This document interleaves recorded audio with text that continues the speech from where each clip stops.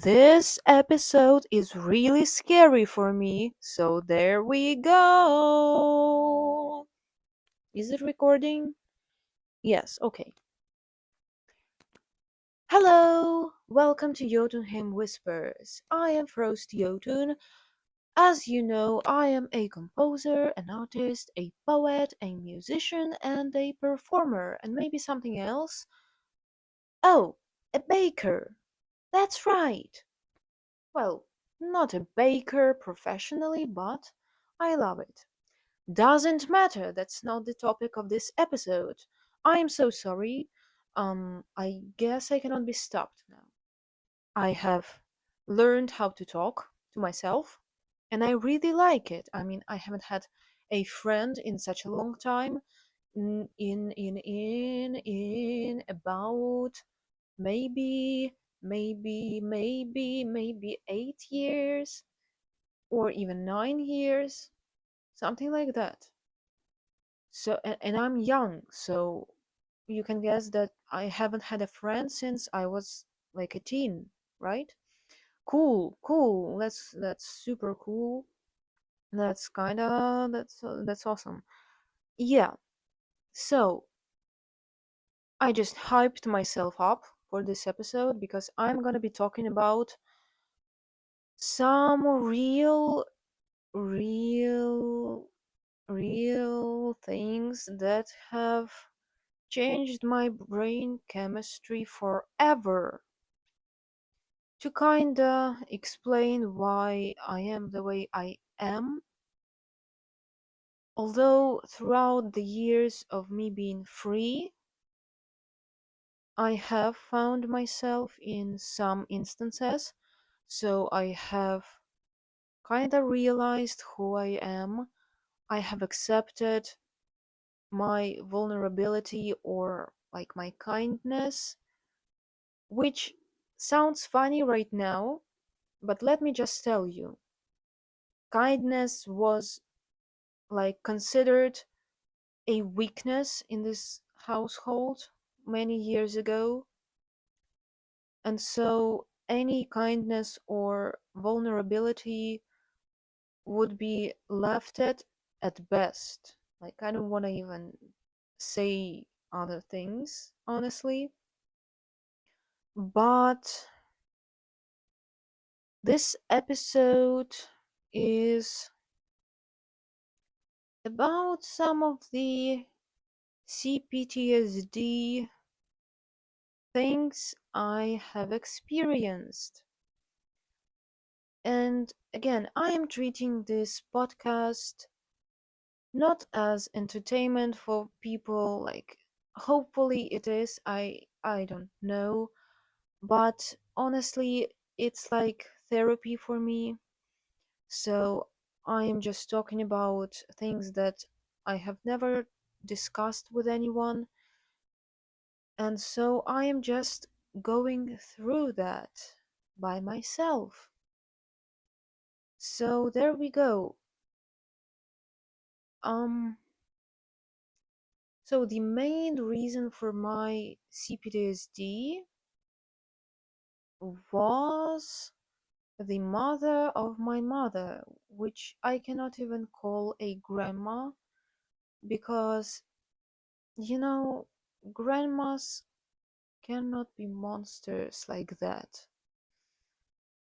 Grandmas are supposed to love you and cherish you and feed you and care about you. And in my case, that monster was the most abusive creature ever, ever, ever. So there was always tension and stress. Um, because I mean, she lived with us till the end, and she was obsessed with me being perfect and me being the best. But that wasn't care. it was just literal force upon me. So, like, I learned how to read when I was 2, and when I was 2.5, I was already memorizing poems and things like that. Obviously, not by choice. Um, and when I was 5, I still remember, like, the day that she said, "You are so old now, you're almost an adult, so now it is your responsibility to clean the whole apartment." And I remember the day of me being 5, of her showing me how to wash the floors in the kitchen and obviously everywhere else. And so, starting from that point, every Saturday was the worst day for me, because I had to clean everything, and I mean like dust, any surface, to vacuum clean it, and then to wash all the floors. And the kitchen floor was the worst part of it all, and I tried to postpone it every time because the bucket we had was always covered in some sort of dirt particles, and the cloth that I had to use to wash the floor was always dirty, and I wasn't allowed to have gloves on or to even have a mop, so I was forced to do that with my bare hands. And I still remember that feeling of dirt on my skin and me having to just ignore it, and that monster standing like in the doorway, watching over me.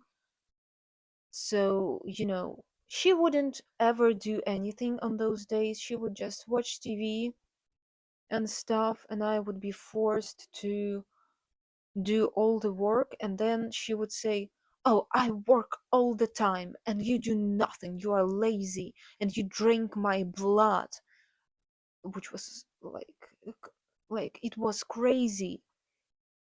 And while I would be washing those floors, she would come into the kitchen. I don't think she ever needed anything. It was just a tactic for her. And she would say, "So give me the cloth you're washing with," and she would just step on it to clean her shoes. Um, yes. So after that, I had to still, you know, wash everything with my bare hands. Having, I am on the floor on my knees doing all of this, and so her feet are right next to me, just, cleaning her freaking shoes on this cloth. And hey, so I am really sensitive to textures, to particles, to dirt and stuff. So to me, that was such a torture, and I couldn't ever say anything because she would hit me. And that was the worst part of any week for me. And sometimes she would decide that I have to clean everything also on Wednesdays. Hey, how fun is that? One more detail about my life at the time was that I was studying at an art academy on a on a music major, which means that, we had four majors there: an arts one, music, theater, and dance. And so the three majors were working so hard all the time. And the theater kids, those are not like theater kids in America who care about theater. That was literally the major of um, people who just did nothing all the time. So I guess like it's not luck because you're not getting anything out of it, but we, the musicians, for example, were the only ones who had to study for 6 days a week, not five. And we all had like 11 lessons per day, which means you would come to the academy at 8 a.m. and you would leave at 6 p.m. And a lot of the times we wouldn't have any breaks, especially if we would have some choir things. So they would be like two choir lessons in a row, and the teacher wouldn't give us the break in between because she said then it would be impossible to make you come back, which is like, well, have you tried, being a normal person? Maybe then people would come back. So yeah, we just were overworked all the time, and our music teachers were mostly super abusive, especially my violin teacher. I still remember the fact that, if you were on the first floor, you could still hear her screaming from the second floor from a classroom far away. So you knew that, yeah, that's right, someone is playing violin and I am probably next. Cool, great, awesome. Please, God, if you exist, don't let her hurt me too much. I really tried to practice, but I am too scared to really play the instrument because I am thinking about the fact that, my teacher is yelling at me and she's grabbing my arm and she's playing with it on the violin, and it sounds horrible because if you play with someone else's arm, it's not going to work. And my piano teacher was also like, she would also scream a lot. And a thing about her was that when she was frustrated with anyone, she would start um like punching the rhythm, but or tapping or whatever. But it wouldn't be like tapping with your fingers or anything. No, she would like use her whole fist on the piano and she would like smash it while you were playing. And still to this day, I am so terrified of this sound that I remember that when I entered another music academy to get a degree, at that point, I had another piano teacher there, obviously, and at, at some point I was playing and she was sitting far away from me, but she started tapping the rhythm with her fist, but on the table. And it wasn't aggressive like my previous piano teacher, but it activated such a trauma response that, I didn't tell her anything. I tried to not react, but I just felt so scared and angry at the same time because my whole nervous system activated. And I was playing Beethoven's Pathetique Sonata, number 8, the first movement, which is kind of aggressive. And I started playing so loudly just to kind of get rid of those emotions. And so, yeah, that's how I knew that, it still stayed with me at the time. And so that was rough. And to, combine all of these situations, so you have, the long studying days, and also the transport situation, which was terrible. Sometimes I had to wait for a bus for an hour, and when it was winter, there was a bunch of people in the bus, so it wasn't guaranteed that you would get onto the bus, and you would have to wait for another hour, being cold and all of that. And so you come home, it's like 7 p.m., you have studied for so long at this point, and you still have to go and practice your two instruments, and you have to do your music homework and their regular homework. So each day already was like waking up at 7 a.m. and finishing studying and working on your skills at 11 p.m., and then you just go to sleep. And that's you being a small child. Like, I'm not talking about university or anything else. No, that's how we lived since we were 6 or so, um till the end of the program. And um I wouldn't even like change my clothes after the studying. I wouldn't even eat. I would immediately go to practice, because I would know that, I don't have enough time to do everything. Um, and then if I would eat, sometimes I would leave the dishes for a little bit later because I would be so tired. And that's when the monster would come into my room and yell at me for being so lazy that, oh, you cannot wash the dishes after us. So it wouldn't be just my dishes, it would be all of their dishes.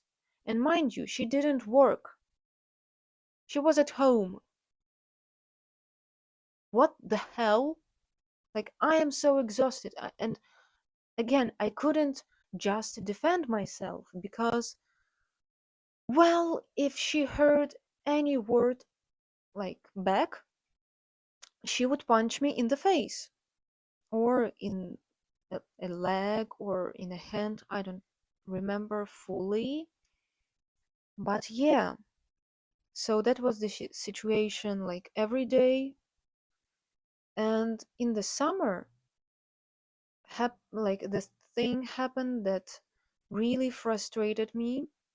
So only the musicians, I think, I am almost sure, we had to study also in the summer, so like a couple weeks longer than other people in the academy, and we have to pass so many exams, because you have to pass the like piano exam, your other instrument, music theory, solfeggio, harmony, um, like Ukrainian music, global music, ensemble, choir, all of those disciplines that were so difficult, and we had to study so much.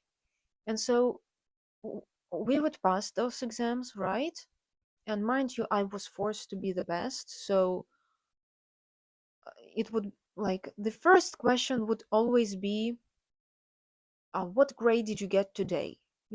I would just step over the door, and that's what would happen.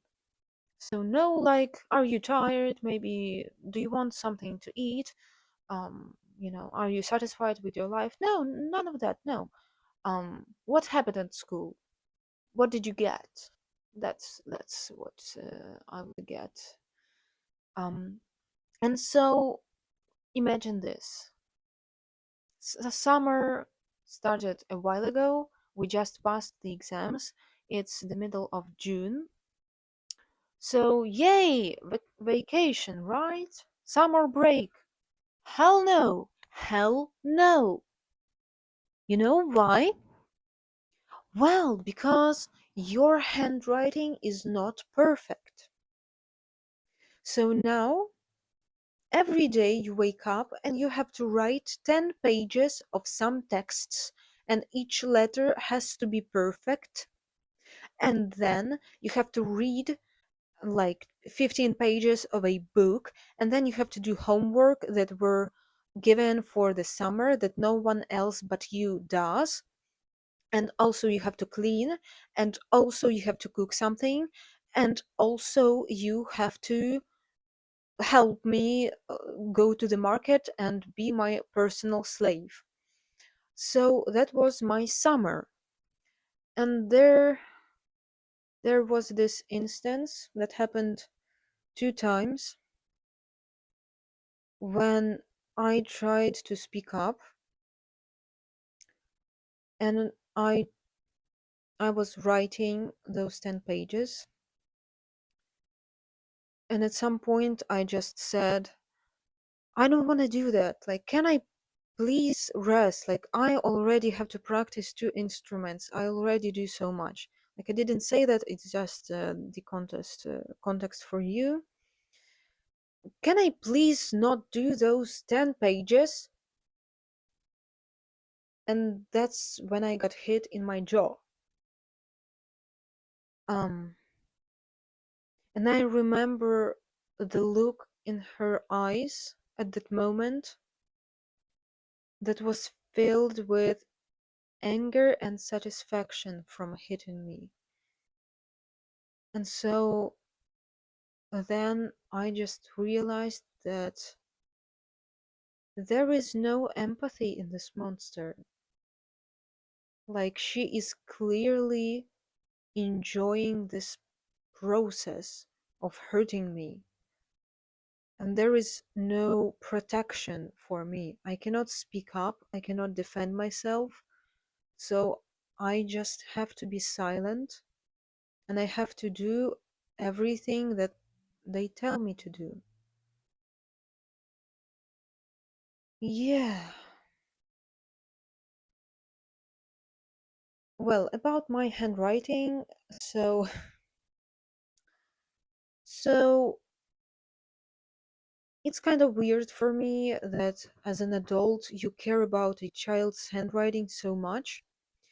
So she wanted me to write in cursive, and sometimes I would like make a capital letter like different, and she would just rip a page of the notebook, and I would have to rewrite everything that was on that page. And mind you, if there were some teachers' grades that were in like different type of ink, she would just fake them. So she literally would rip my notebooks. Just for what? Because I had a T spelled not the way she wanted me to. Yeah. And so there was a story. When I was in fourth grade, I was at a piano lesson, and there was another boy there that also was a student of my piano teacher, and there was his mom, because she was always with him for some reason. I don't know why. That's none of my business. So my teacher, for some reason, decided to teach us together. That was the first and the last time. And we were learning some Italian terms, as you're supposed to as a musician. And so, sorry. And so she gave us a term, right? Term, is that how it's called?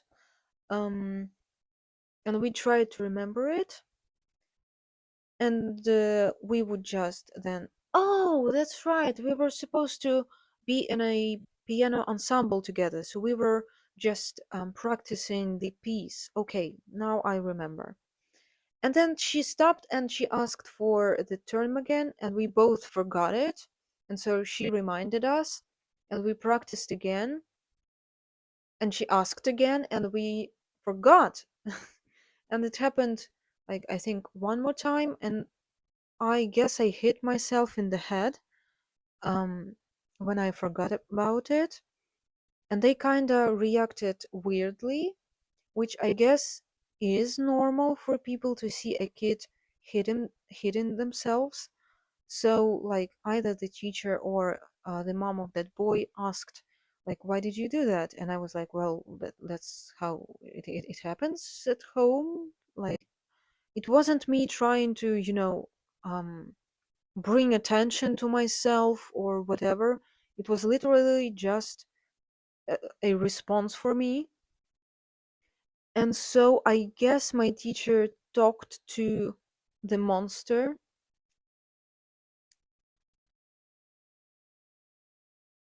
and she came to the classroom, and there was no like this boy or his mother anymore.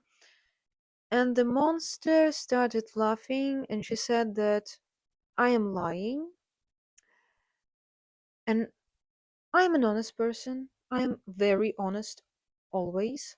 So as a child, I obviously said, "Hey, you are lying." What? Like it is true. I'm not lying. And they both stopped believing me. Like obviously the monster knew that I wasn't lying, but as a narcissist, she was manipulating the teacher, and so the teacher believed her and not me.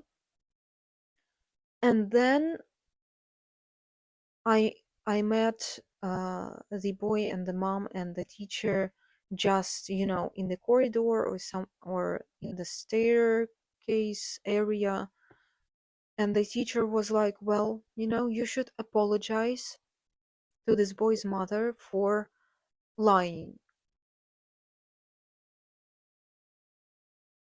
And I did. And I said, I'm sorry, knowing that I wasn't lying, that I was abused, that I did nothing wrong. I still apologized as a little child. And I think that was the last time I shared anything with anyone, because since then I wasn't talking about any of my experiences ever. Well, that was the first time actually, and the last. And so sometimes I wish that I have had a different childhood, I guess, because I see some TikToks of grandmas. Like today, I saw a TikTok that was so sad and so heartbreaking, but at the same time, it was so warm and full of love. It was made by, I guess, a granddaughter of a woman that had passed, and she just made a video of this woman, of her grandmother, um, like of different times of them talking to each other, things like that. And at the moment, I felt sorry for her. And then I started thinking, I wish I had anything like this, any experience, any person that would be that kind and important in my childhood. Instead, I had four huge figures that were impacting my life on the daily, that were abusing me physically, mentally, psychologically, bringing terror into each second of my life. And it became so, so sad to realize that I'm so jealous of any person that has a normal grandma. Yeah, but it is what it is, and I mean, she's gone now, and at the moment of recording this, in a couple days there will be an anniversary of the death. And what hurts me the most is that, like, my mom was also abused by her, but not in the perfectionism way. So she had no idea about the grades, about all of these educational things that I had to experience, and so she doesn't get it. And what hurts me is, like, we are not talking about it, so there is no support in this way, and I have no one to share it with, and to, like, I cannot get any empathy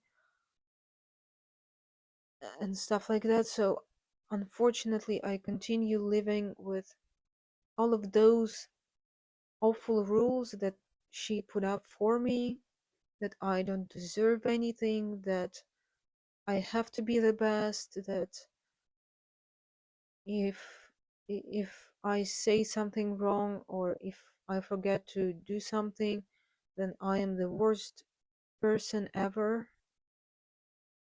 And so my theory is that it's gonna live in my head for the rest of my life. But yeah, it just makes me sad that in a couple days my mom is going to, like, do a memory thing for her. Like, she's not doing it with me because I am refusing to take part in any of that. Um, but it hurts me that